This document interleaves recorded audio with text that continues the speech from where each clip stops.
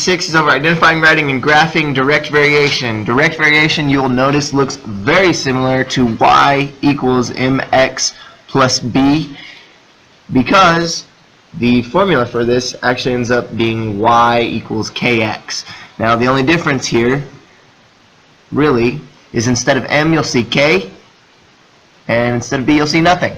So direct variation, because when you graph it, b would technically be 0, will always go through the origin. Direct variation, this is the formula for it, will always go through the origin.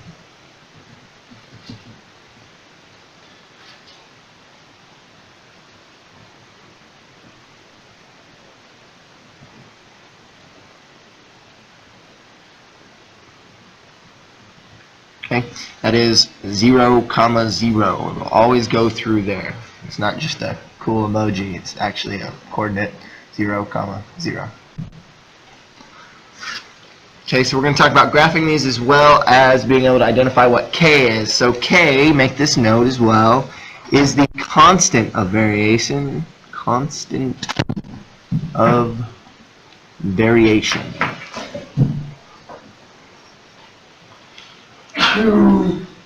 So the constant variation is basically slope, in other words. Okay, so when you're considering how to find it, we'll use this formula and basically a chart. So we're going to flip your page to example 1. We're going to start with just a few examples. It gives us y equals 8x. Not equals, y plus 8x equals 0. Now obviously this is not in y equals kx form yet. Okay? It is not in y equals kx form yet. But the question is this a direct variation problem? Well, yes it is, but you have to figure out why. Okay? So in order to find out if this is a direct variation problem, I need to get y by itself, just like I would if I was solving in slope-intercept form. Okay, so I'm going to get y by itself by subtracting 8x to both sides. So y equals negative 8x. Now it's a little easier to see that this is a constant of variation right here. There is no b, so it's not y equals mx plus b, it's simply y equals kx. And I can identify my constant of variation. It is negative 8. Okay, just like identifying my slope, it's the thing in front of the variable. I don't know why I put a k back there. That's an x. Sorry. Okay, it's the thing in front of the x. The constant of variation here is negative 8. Okay, any questions so far? Okay, that was A. Let's look at B. B is y over 10 equals x. Again, I need to get my y by itself. So how do I get rid of a divide by 10? I multiply by 10. So what I do to one side, I must do to the other. So now those cancel out. Y has to equal 10 multiplied by x. Is that a direct variation problem? Yes, it is. There's no plus or minus anything. It's just y equals something multiplied by x. So, having known that, what is our constant of variation? 10. Okay, no question about it. These are the answers for that part of the question. Looking at C now, it gives us x multiplied by y equals 6. Now, how am I going to get rid of the x? Because I need y by itself. How am I going to divide by it? What I do to one side, I must do to the other. Okay? Okay.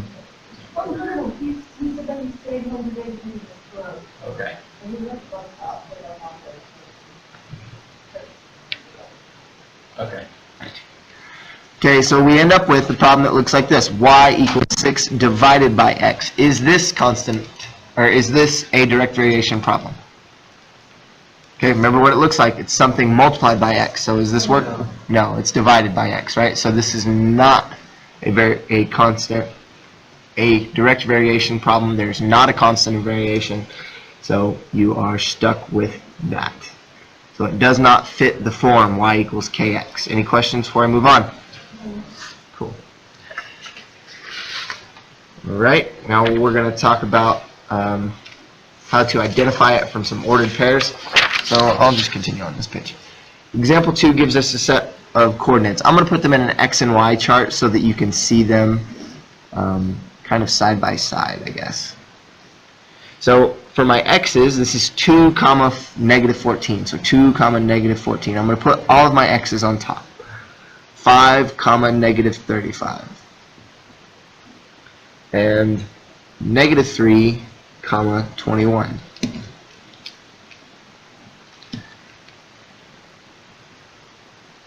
Okay, so all I did was take the information they gave us, which is in coordinate pair form, and I put them in the chart just so that you can see both ways. That's really the only reason I did it.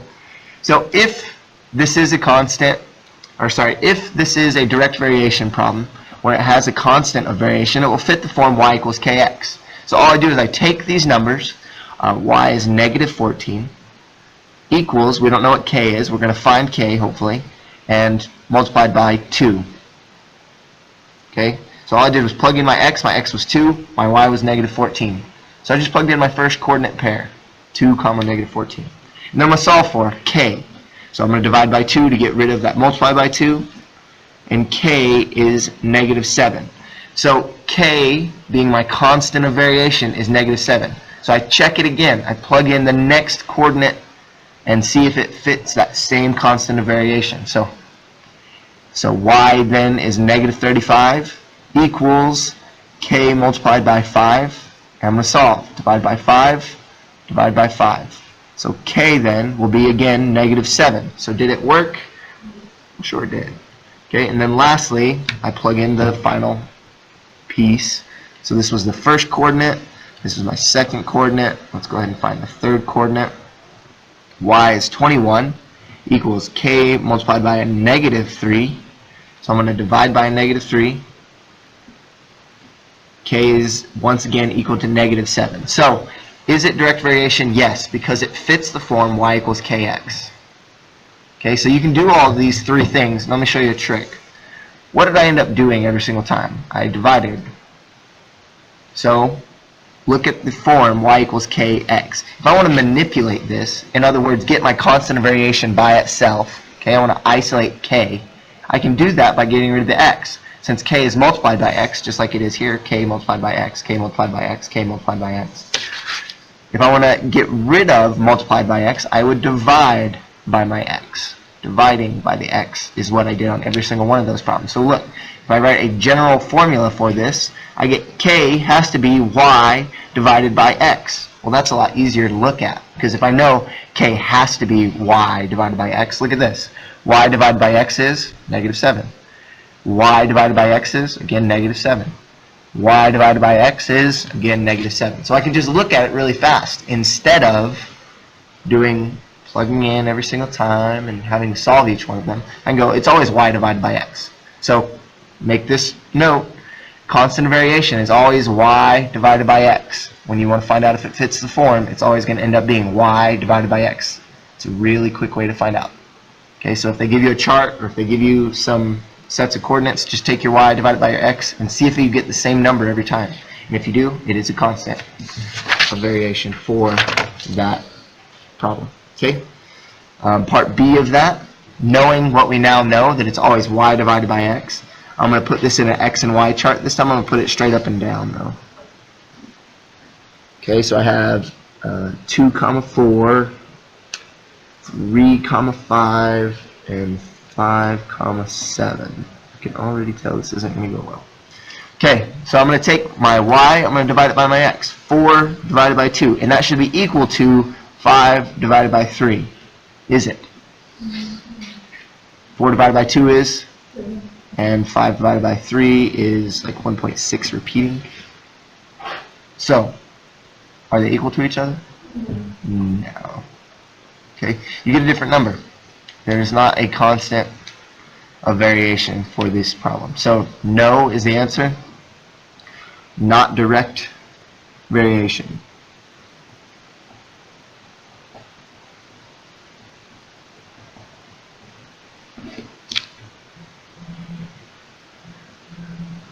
So, the ratio that we created, which was y divided by x, didn't fit. It didn't work. Was not equal to the second y divided by x, right? So it just didn't work. I'm just showing you that general formula so that you can see it again. All right, any more questions before I move on to example 3? Okay, here we go. So writing equation given a point. The point here was 6, 24. So it says write an equation for the direct variation that includes this point. So it says it is direct variation, so it has to fit the form y equals k multiplied by x. And I know to find k, I can simply take y and divide it by x. So I can either plug it into this form, solve, or I can plug it into this form and find k. Either way will work, whatever you feel comfortable with. I'm going to show you the plugging in first. So 24 was my y. It equals k multiplied by 6. So I have to get my k by itself, so I divide by 6. And k has to be 4. Okay, so there's my k. I could have just said, well, I know k is y divided by x. So I would have took k, I would have took my y, I would have divided it by my x, and would have still got 4. Okay, so you get the same answer no matter what. Now, to write the formula for that, you have to plug into this formula. So we now know k, so y equals 4 times x, and this is what they want. Okay, this is direct variation formula. It will help you find any x and y because we know the constant of variation. Okay, your final formula will only plug in for x. Your final formula will only plug in for x. Every year I get somebody that writes 24 equals 4 times 6. I'm like, well, while that's true, not what they asked. Okay, make sure that you write it y and x still being variables. Any questions on that one? Okay. I'm going to do one more example just to make sure that we drive that one all the way home. With the coordinate pair 2, 3, write the direct variation equation for it. So again, I would take, I'll do it the shorthand way. I find my k, so I take my y, I divide it by my x, I get 3 halves, or 1.5, depending on how you want to write it. Okay, now I just plug into my formula. Y equals 1.5x, and I'm done. Okay, really fast. It's really fast if you know how to do it. Okay, very easy too. Example 4. Writing and solving direct variation equation. It says the distance a person runs varies directly with the time spent running. If a person runs 12 miles in 2 hours, how many miles will the person run in 3 hours? So the numbers that they give you could be written as a coordinate pair if you wanted to. Remember, it's normally time to distance, so might make that note. X's are normally time, and Y's are normally distance. Okay, just like if we saw a chart, this would normally be time on our X's, and our Y's would normally be distance.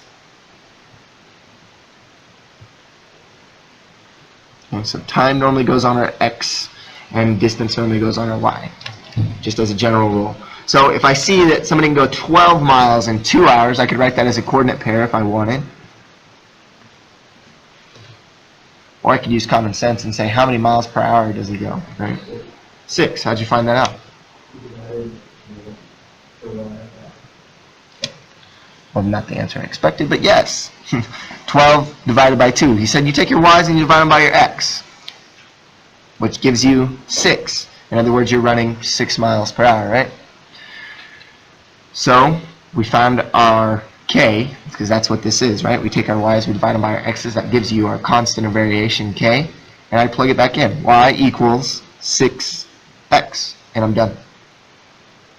Okay, again, this would have to go through the origin when I graph this. It would have to go through the origin, because there's no plus anything or minus anything. It would have to go through the origin. Okay. Now to answer the rest of this question, it says, what distance do they run if they have ran for 3 hours? Already discussing that time was x, I would just plug it in. Y equals 3 times 6. So what is the distance? 18 miles. And that would answer the final question there. You just plug it in for x. Simple enough. Find out how fast he runs, 6 miles an hour. Multiply it by the number of hours he runs. Gives you 18. Okay? We use this quite a bit. We just don't call it direct variation when we do it. Last example, we're going to graph this one. So if you have graph paper, you might use it here. If not, draw a really nice one.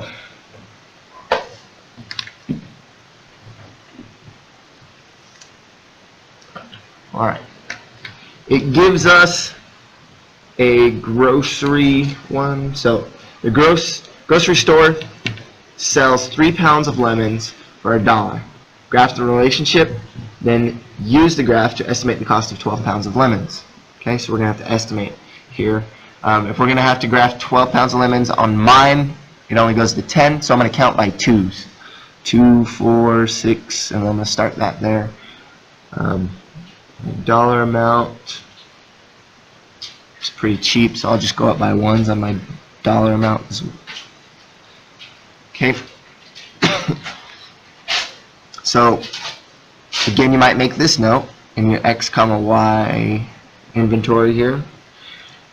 The y's are normally cost when we're talking about money and quantity, and your x's are normally quantity.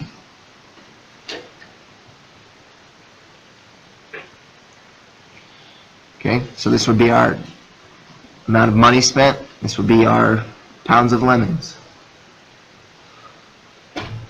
Zoom in on this just a little bit.